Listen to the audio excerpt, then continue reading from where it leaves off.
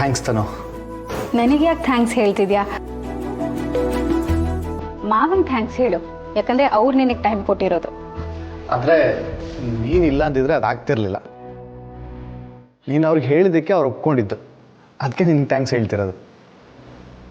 ವಿಶ್ವ, ನಾನು ನಿನ್ನನ್ನು ಚಿಕ್ಕ ವಯಸ್ಸಿಂದ ನೋಡ್ತಾ ಬಂದಿದ್ದೀನಿ. ನೀನು ಹೇಗೆ, ಯಾವ ಸಂದರ್ಭದಲ್ಲಿ ಹೇಗಿರ್ತೀಯ ಅನ್ನೋದು ನನಗೆ ಚೆನ್ನಾಗಿ ಗೊತ್ತು. ನೋಡು ವಿಶ್ವ, ನಿನ್ನ ಖುಷಿಗೆ ನಾನು ಯಾವತ್ತೂ ಅಡ್ಡಿ ಆಗಲ್ಲ. ಹಾಗಂತ ನಾನು ನಿನ್ನೇನು ಮದುವೆ ಆಗಲ್ಲ ಅಂತ ಅಲ್ಲ, ಆದರೆ ನಿನ್ನ ಮನಸ್ಸಲ್ಲಿ ನನ್ನ ಬಗ್ಗೆ ಪ್ರೀತಿ ಹುಟ್ಟೋ ಹಾಗೆ ಟ್ರೈ ಮಾಡ್ತಿದ್ದೀನಿ. ಅಲ್ಲಿವರೆಗೂ ತಾಳ್ಮೆಯಿಂದ ಕಾಯೋದು ನನಗೆ ಗೊತ್ತಿದೆ. ಪ್ರಯತ್ನಕ್ಕೆ ಫಲ ಸಿಗುತ್ತೆ ಅನ್ನೋ ಹಾಗೆ ನನ್ನ ತಾಳ್ಮೆಗೆ ಬೆಲೆ ಸಿಗುತ್ತೆ ಅನ್ನೋ ನಂಬಿಕೆ ನನಗಿದೆ. ನನ್ನ ಮೇಲೆ ಇಷ್ಟೊಂದೆಲ್ಲ ಭರವಸೆ ಇಟ್ಕೋಬೇಡ ತನು.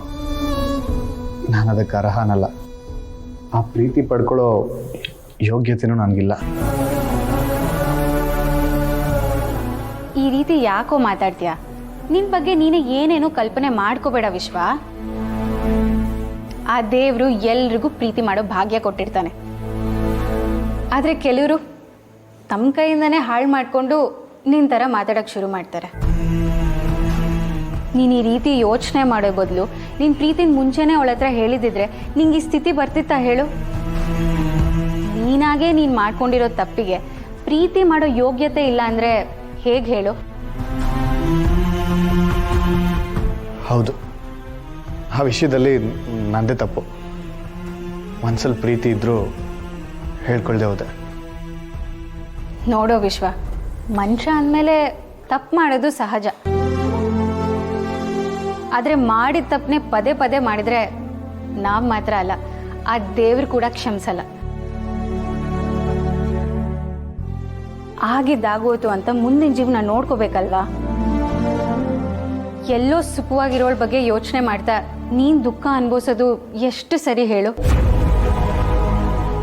ಇಲ್ಲಿ ನೀನು ಒಬ್ಬನೇ ಅಲ್ವೋ. ನೀನು ಈ ರೀತಿ ಇದ್ರೆ ಅತ್ತೆ ಮಾವನು ದುಃಖ ಅನುಭವಿಸ್ತಾರೆ. ನಿನ್ನ ತಪ್ಪಿಗೆ ತಪ್ಪೇ ಮಾಡ್ದಿರೋರು ಯಾಕೆ ಅನುಭವಿಸ್ಬೇಕು ಹೇಳು? ಅದಕ್ಕೆ ನಾನು ಹೇಳ್ತಿದ್ದೀನಿ, ನಿನ್ನ ಮನಸ್ಸನ್ನ ಬದಲಾಯಿಸ್ಕೊ, ಸಂತೋಷವಾಗಿರೋದು ಕಲಿ. ದೇವರು ಒಂದನ್ನು ಕಿತ್ಕೊಂಡ್ರೆ ಇನ್ನೊಂದು ಕೊಡ್ತಾನೆ ಅನ್ನೋ ಹಾಗೆ ಜಾನನ್ ದೂರ ಮಾಡಿದ್ರು ನನ್ನ ನಿನ್ನ ಹತ್ರ ಕಳಿಸ್ಕೊಟ್ಟಿದ್ದಾನೋ?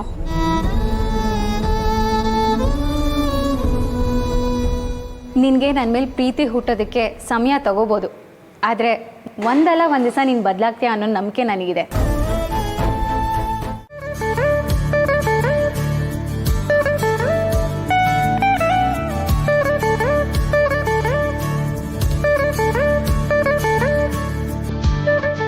ಸಿದ್ದು, ನೀನು ಈ ಮನೆ ಅಳಿಯ.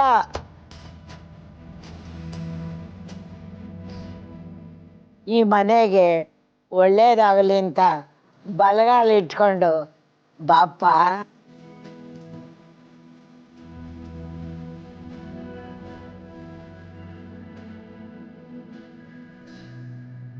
ಅಜ್ಜಿ, ಎಲ್ರ ಮನೇಲೂ ಹೆಣ್ಮಕ್ಳು ಬಲಗಾಲ ಇಟ್ಟು ಒಳಗಡೆ ಹೋಗ್ತಾರೆ. ಏನು ಹೊಸ ಶಾಸ್ತ್ರ?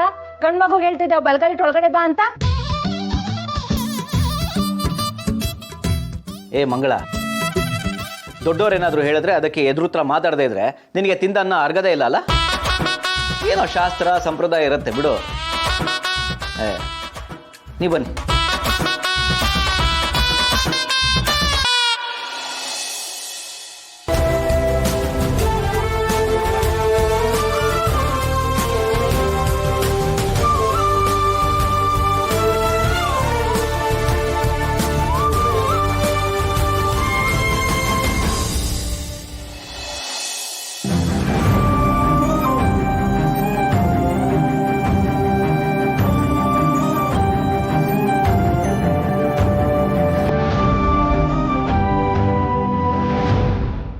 ಒಳ್ಳೆದಾಗಲಿ.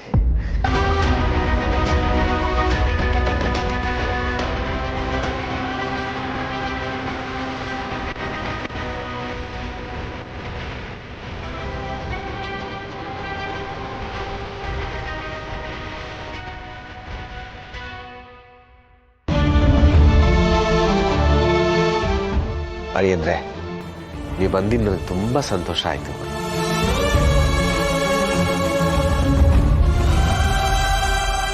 ಅಪ್ಪ ಏನು ಮಾತಾಡ್ತಿದ್ದೀರಾ? ಅತ್ತೆ ಮನೆಯಲ್ಲಿ ಸತ್ಕಾರ ಸಿಗುತ್ತೆ ಅಂದರೆ ಯಾವ ಒಳ್ಳೆಯ ತಾನೇ ಬರದೇ ಇರ್ತಾನೆ.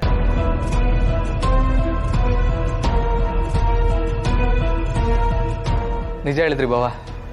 ಇಂಥ ತುಂಬು ಕುಟುಂಬ ಜೊತೆ ಸಂಭ್ರಮ ಪಡೋದಕ್ಕೂ ಅದೃಷ್ಟ ಇರಬೇಕು. ಅದಕ್ಕೆ ತಾನೆ ಗೊತ್ತಿಲ್ಲದಂಗೆ ತಾಳಿ ಕಟ್ಟಿರೋದು.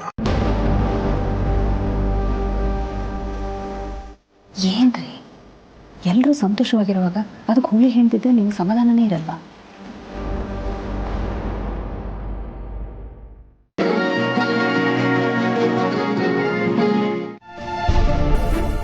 ಯಾಕಮ್ಮ ಹೀಗೆ ಕೇಳ್ತಿದ್ಯಾ?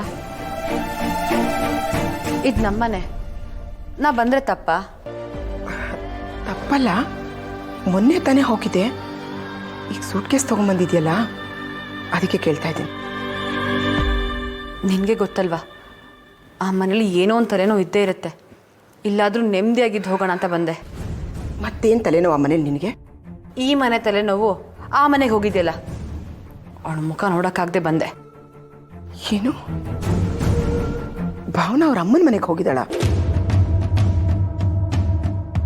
ಏನಮ್ಮ ನಿನ್ಗೆ ಈ ವಿಷಯ ಗೊತ್ತೇ ಇಲ್ವಾ? ನಾನು ಅವಳ ಹತ್ರ ಮಾತಾಡಿದ್ ತಾನೇ ಗೊತ್ತಾಗಕ್ಕೆ. ನೋಡು, ಒಂದೇ ಮನೇಲಿದ್ದು ಏನು ನಡೀತಿದೆ ಅಂತ. ಅದು ಸರಿ, ಸಿದ್ದುನು ಅವಳ ಜೊತೆಲಿ ಬಂದಿದ್ದಾನ? ಹೋಗಿರ್ಲೇಬೇಕಲ್ವಮ್ಮ. ಈಗ ಸಿದ್ದು ಭಾವನನ್ ಗಂಡ, ಹೆಂಡತಿ ಎಲ್ಲಿ ಕರೆದ್ರು ಗಂಡ ಹೋಗ್ಲೇಬೇಕಲ್ವಾ? ಅದೇನೋ ನಮ್ಮ ಮನೇಲಿ ಔತ್ನದ್ ಕೂಟ ಬೇರೆ ಅರೇಂಜ್ ಮಾಡಿದ್ದಾರೆ, ಅದಕ್ಕೆ ಅವರಿಬ್ರು ಅಲ್ಲಿ ಹೋಗಿರೋದು. ನನಗೊಂದು ಮಾತು ಹೇಳೋಗ್ಬೋದಿತ್ತಲ್ವಾ? ಅಮ್ಮ, ಮದುವೆ ಆಗಿರೋದನ್ನೇ ಹೇಳಿಲ್ಲ, ಇನ್ನು ಇದನ್ನೆಲ್ಲ ಎಕ್ಸ್ಪೆಕ್ಟ್ ಮಾಡೋಕ್ಕಾಗತ್ತಾ?